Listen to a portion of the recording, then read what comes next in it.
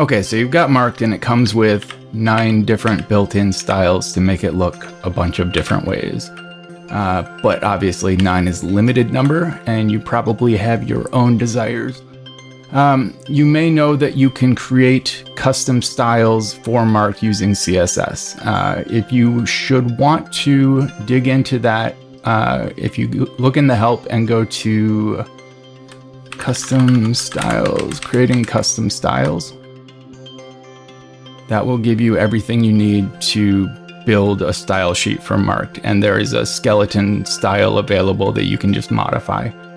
But to make things more exciting, I've recently added a style gallery.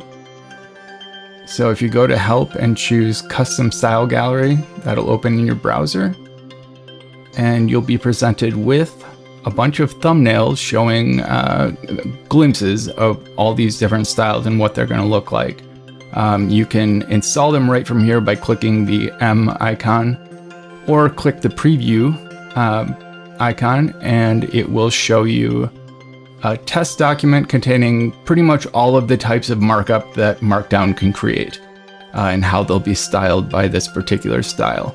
You can navigate using the drop-down menu, or just the left and right arrows at the top or bottom. And clicking the CSS button will actually get you the raw CSS for this, but the install button is way cooler. So pick a style like Bostock, like how it looks, click install, allow it to open Marked, and it installs instantly in Marked. If you do create a style or modify one of the existing ones and you'd like to share it, and I would love it if you did, go to help and click share a custom style, and that'll open a uploader in your browser. The CAPTCHA is just Marked, just to avoid a little bit of bot traffic.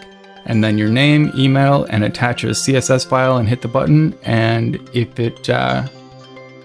it passes my cursory inspection, which I'm sure it will, you're excellent, it'll be included in the gallery, and we'll all get to delight in it. All right.